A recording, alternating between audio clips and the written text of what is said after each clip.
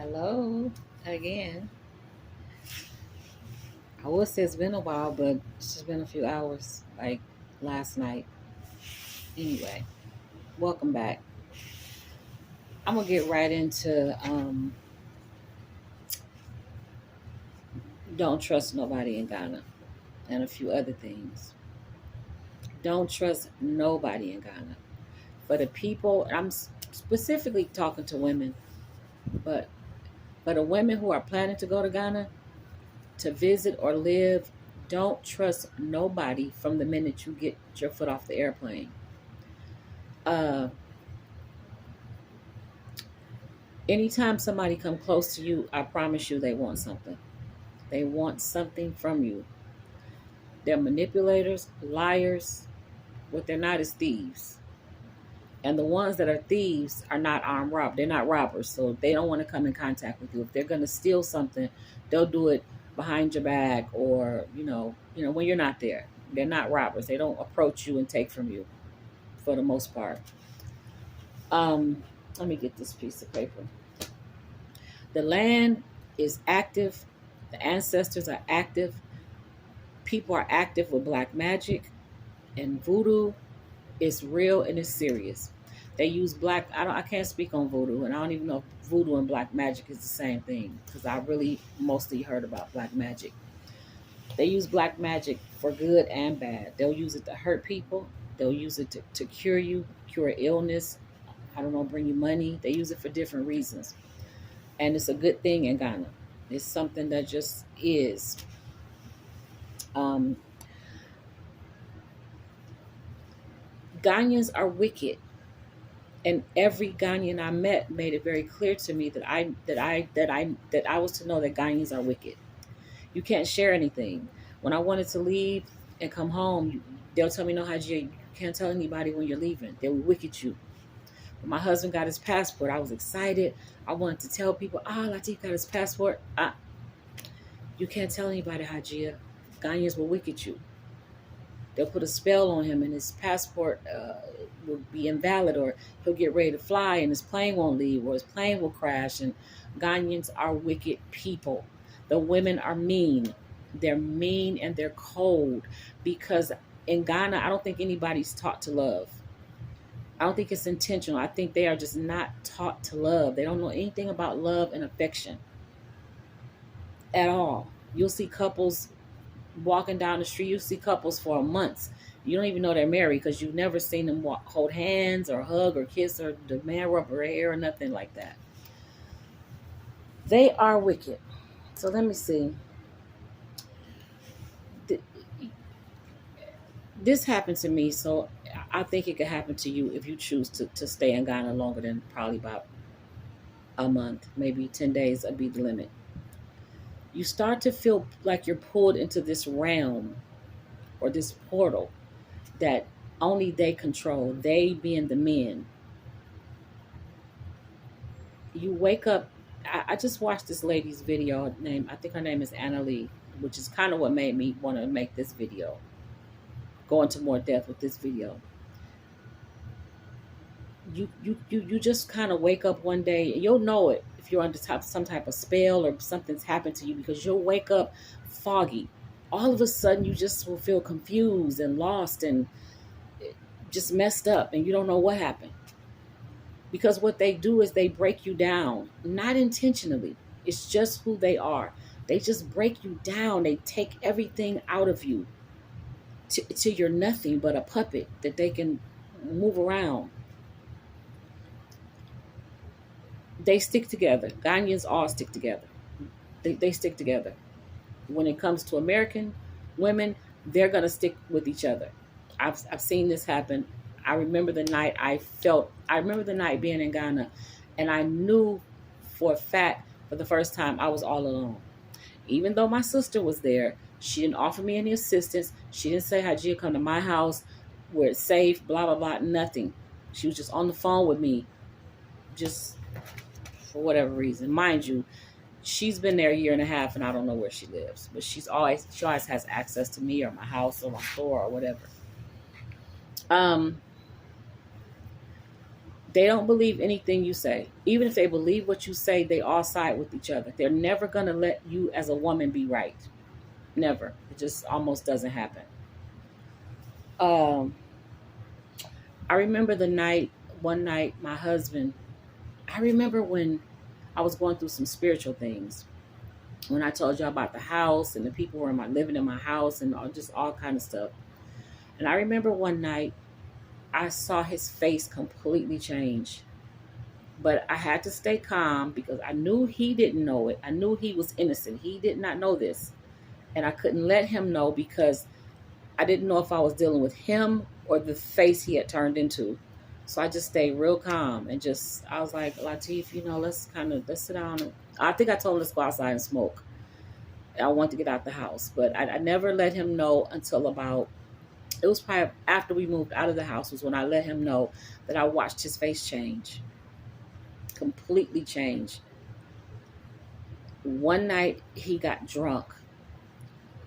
I thought he was drunk, and I still believe he was drunk because he had been drinking, but he's not a person that gets drunk like that. But he just was a completely different person. And that night his face changed. So I refused to go near him.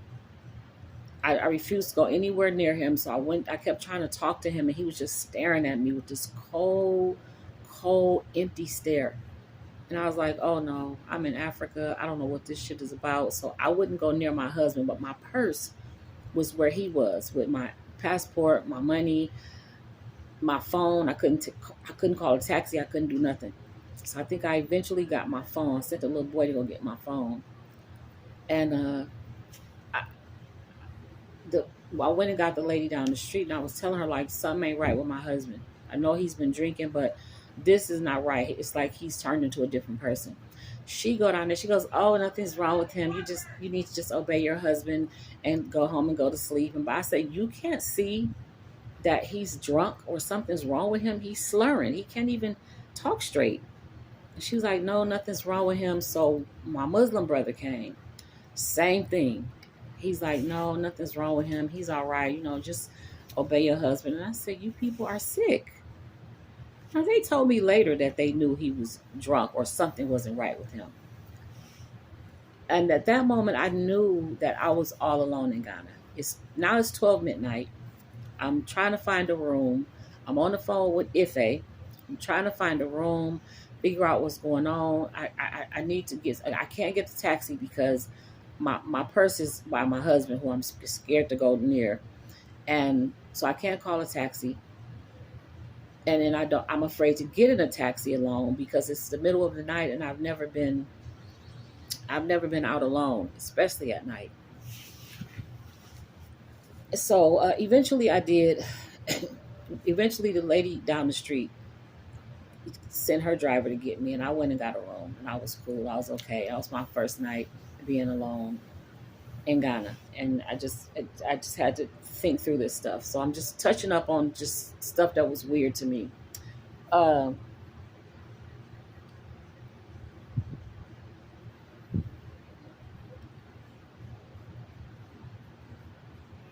okay, the black magic, and I don't even know if this is what it was, but I had malaria and typhoid fever at the same time. Just got sick, couldn't move, my breathing was bad. And that's when I stopped staying at the house and started staying at the store because I was more comfortable at the store. I wasn't comfortable in the house at all. But I remember I ended up going to the hospital. They gave me 21 malaria shots. I had really high dose of malaria. I got 21 malaria shots and 3 bags of drip in my arm through IV. And they sent me home and said there was nothing else they could do to help me. That I had to either go to Accra or go back to the United States, which is what I did. I remember not being able to recognize people. I couldn't walk without my husband helping me. I could barely talk. I didn't have no energy. I wouldn't eat. And they were steady feeding me medicine and liquids and things like that. Boiling leaves from trees and even boiling the mahogany tree bark. With that stuff is so nasty. And I remember I knew I was supposed to die in Ghana. I was supposed to die in Ghana. This man who did or ritual on me or reading on me to see what the problem was. He said, Kimberly, you weren't supposed to live. He said the only reason you lived is because your hands and your heart was clean. You didn't know nothing about nothing. Otherwise, you would have died in Ghana. And I was just shocked, like, why? So I remember the night that I knew I was gonna die, that God was gonna take me. I laid down on the floor with a little pallet, which was my comfort zone, and my husband and everybody was outside, and I just remember making peace with God. And just in case I hadn't already made peace with God, because I cuss a lot and I do a lot of shit, so I just wanted to make sure I made peace with God. And I closed my eyes. I said goodbye to my husband in my head. Whew, hold on a second. I remember saying goodbye to my husband in my head, and I went to sleep, knowing that I wasn't gonna wake up. Like, that was it. I wasn't gonna wake up no more. Sure enough, I wake up. It's morning. It's morning, it's morning, and Atif and little Kofi was outside. Little Kofi is like 19. I think he just turned 20. They were outside, but they're talking to each other. Now I'm trying to figure out if I'm dead and don't know it or what, because I knew for a fact God was taking me that night. And so literally for about 3, maybe 5, I think it went on for 5 days, but for the first 3 days, I really thought I was dead, but nobody knew yet. Because I had heard how sometimes God takes people, but you don't know they're dead until later. Or whether that's true or not, I don't know. So that went on for about 3 days. So for the whole 5 days, I think the next 2 days, I kind of realized I was still alive. I was pinching myself and I was communicating with people. So I'm like, okay, I must be still alive because they can see me and talk to me. I know this sounds strange as hell, but I thought what God was taking me that night. So I was shocked and amazed that I actually woke up. And I woke up with a little bit more strength. Um, then God showed me the person. Okay, so about 3 people told me that somebody put a spell on me or voodoo or something. One of the ladies told me, she said, Hajia, don't eat. No, she said, Kimberly, does she call me on the phone? She said, don't eat or drink nothing from nobody unless it's your blood. And you don't have no blood here. And I was like, okay, that means I can't eat or drink nothing from my husband either. But I had to trust somebody. So because spirit or God or nobody had showed me anything about my husband at the time that was intentionally trying to hurt me,